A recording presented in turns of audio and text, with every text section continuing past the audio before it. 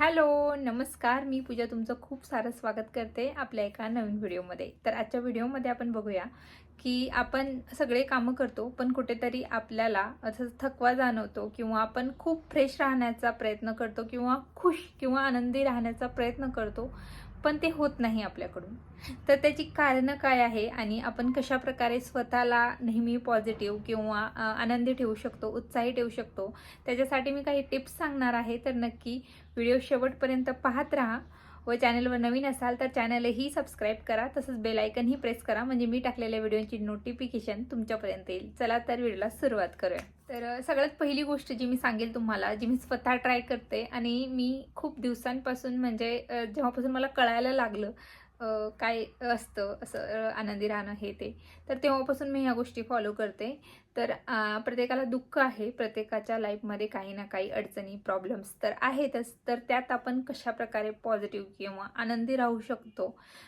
मी हे म्हणत नाही आहे की हसत राहा, असं खळखळून हसा, म्हणजे कंटिन्युअसली आपण तसं करत नाही, करू शकत नाही. पण काही गोष्टी नक्कीच आपल्या आयुष्यात आल्या किंवा आपण ते फॉलो केल्या तर नक्कीच आपलं आयुष्य सुंदर होईल आणि आपण नेहमी आनंदी उत्साही राहू. तर पहिली टिप मी हे म्हणेल, जी मी स्वतः ट्राय करते, ती म्हणजे सकाळी लवकर उठणं.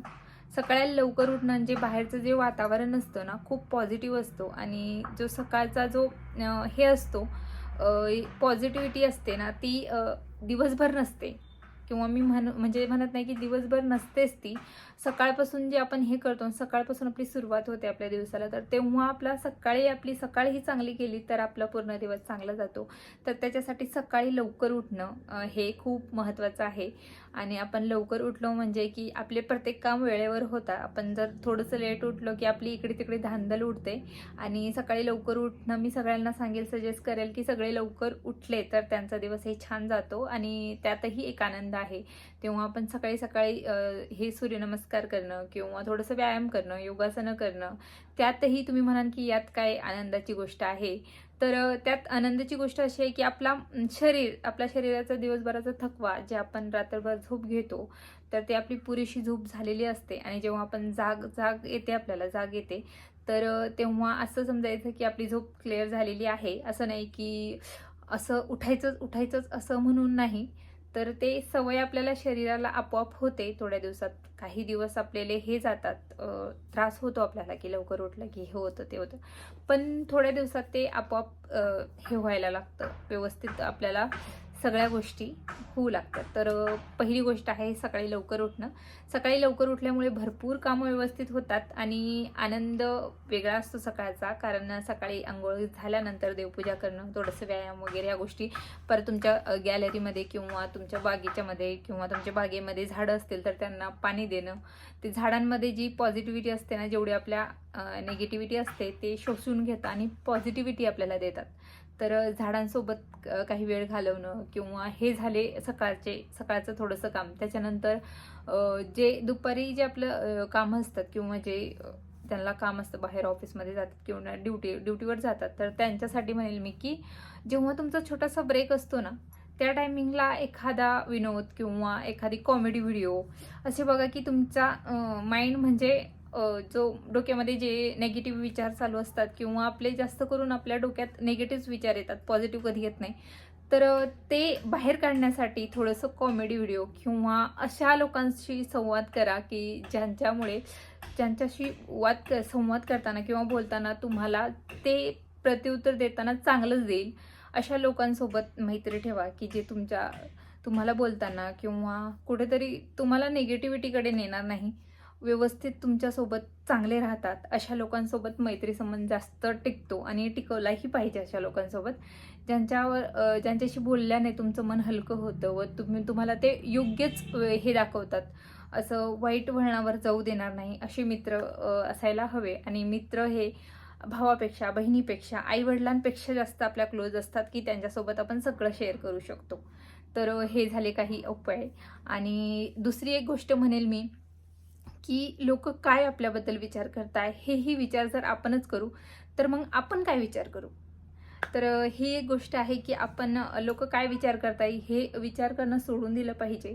आपल्याला जे आवडतं, जे आपण आपलं मन म्हणतोय ना की आपण काही वाईट करत नाही, तर नक्कीच त्या गोष्टी केल्या पाहिजे आणि लोकांचा विचार केला नाही पाहिजे. कारण लोक ना हे जो समाज आहे ना तो तुम्हाला चांगलं केलं तरीही नाव ठेवणार, वाईट केलं तरीही नाव ठेवणार. देवाला सुद्धा यांनी सोडलेलं नाही, तर तुम्ही आणि आम्ही काय गोष्ट आहे. तर तेही एक गोष्ट आहे की म्हणजे लोकांचा विचार करणं सोडून दिलं पाहिजे.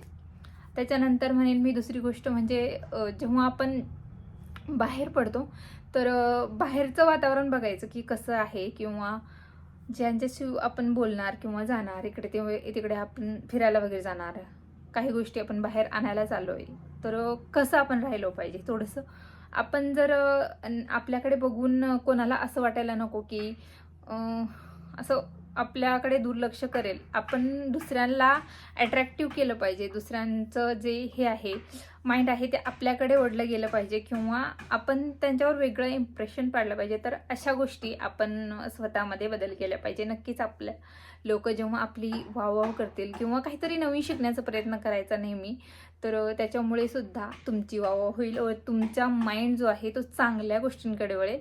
तर ह्या गोष्टी आहे. आणि जे लोक तुमच्याशी म्हणजे वाद घालतात सतत, काहीतरी चुका काढतात तुमच्या बोलण्यामध्ये किंवा याच्यामध्ये, तर त्यांना थोडंसं साईडला ठेवायचं. त्यांच्याशी संवादच जास्त करायचा नाही. वादही होणार नाही जर तुम्ही जास्त बोललाच नाही त्यांच्यासोबत. तर ह्या गोष्टी आहे. आणि जेव्हा आपण एकमेकांच्या म्हणजे जॉईंट फॅमिलीमध्ये जर तुम्ही राहत असाल तर प्रत्येकाचं मन जपणं हे खूप अवघड असतं.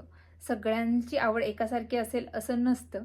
तर प्रत्येकाची आवड आपण जपूच असं नाही आहे. हां, जोपर्यंत आपला लेवल आहे, आपण म्हणजे ज्या स्टेपपर्यंत आपण एखाद्याच मन हे करू शकतो, म्हणजे जपू शकतो एखाद्याचं मन, तिथपर्यंत तुम्ही जपा. पण तुमचं जर मन नाही म्हणतंय, तुमचं शरीर नाही म्हणतंय, तर नक्कीच करू. सगळ्यांचंच मन सगळ्यांच्या गोष्टी एकासारख्या असतील असं नाही. तर हेही म्हणणं होतं की सगळेच आपल्यापासून खुश होऊ शकाल किंवा सगळ्यांनाच आपण आवडू, किंवा 5 बोटं एकसारखे नसतात, हेही खरं आहे. तर आपण सगळ्यांचंच आपण हे घेतलेलं नाही की सगळ्यांनाच आपण आनंदी ठेवायचं आहे. जे लोक आपल्याला समजून घेतात त्यांना आपण नक्कीच चांगले वाटतो आणि त्यांना आपली प्रत्येक गोष्ट ते समजून घेतात. तर ह्याही काही गोष्टी होत्या. आणि कुठेतरी आपले ज्या आवडी असतात ना, लेडीजला जास्त करून, खरं तर त्यांना म्हणेल मी, ज्या लेडीजचं लग्न झालं आहे किंवा त्यांच्या ज्या काही इच्छा होतात त्या पूर्ण नाही झाल्या, किंवा ज्या स्टेपवर किंवा ज्या स्टेजवर किंवा ज्या जागेवर तुम्हाला स्वतःला बघायचं होतं तिथं तुम्ही आता स्वतःला बघू शकत नाही. तर त्यासाठी थोड्या थोड्या गोष्टी करायच्या, किंवा छोटे छोटे जे आपले छंद असतात ते जोपासायचे. नक्की आपण हे करतो, आपलं माइंड हे होतं, डेव्हलप होतं. म्हणजे थोडंसं मी म्हणण्याचं हेच तात्पर्य आहे की अशा गोष्टींपासून दूर राहा ज्या गोष्टींपासून पुढे चालून वाईट परिणाम होणार आहे. आपले 2 मन असतात आपल्या मनात. जेव्हा आपण कोणतीही गोष्ट करायला जातो, एका बाजूला आपण विचार करतो की मी हे करणार नाही, मला हे करायचं नाही, वाईट असो किंवा चांगले असो. आणि एकीकडे म्हणतो तू करू शकतो, तू करू शकतो. तर जी गोष्ट खरंच चांगली आहे त्याच्याकडे वळा आणि त्या गोष्टींकडे टाईमही द्या त्या गोष्टींसाठी. आणि जास्त करून पुस्तकं वगैरे, मोबाईल वगैरे हे सोडून थोडंसं बुक्सकडे किंवा काय चाललंय बाहेर ह्या गोष्टींकडे लक्ष न देता असं वेगळं काहीतरी आपलं माइंड चांगल्या गोष्टींमध्ये रमवा. चांगलं काहीतरी शिकण्यामध्ये घालवा. आपला वेळ असंच वाया घालवू नका. इकडे फिरणं, तिकडे फिरणं, ही इकडं जाणं. आता हे म्हणणार तुम्ही की फिरणं किंवा हे करणं ही एक छंद असू शकतो, पण तेही एका लेवलपर्यंत जिथपर्यंत म्हणजे जायला पाहिजे आपल्याला. ज्या गोष्टी जिथपर्यंत करायला पाहिजे, काही गोष्टींच्या तिथपर्यंत मर्यादा असतात, तिथपर्यंतच त्या गोष्टी चांगल्या वाटतात. तर अशा होत्या काहीतरी छोट्या छोट्या टिप्स. आय होप तुम्हाला आजचा व्हिडिओ आवडला असेल. असेच मोटिवेशन व्हिडिओ किंवा घरगुती व्हिडिओ, होम स्टेप किंवा स्किन केअरसाठी काहीतरी मी घेऊन येत असते. तर आय होप तुम्हाला माझा हा व्हिडिओ आवडला असेल तर नक्की लाईक करा, शेअर करा, तसंच चॅनलही सबस्क्राईब करा. परत भेटूया आपण एका नवीन व्हिडिओसोबत. तोपर्यंत धन्यवाद.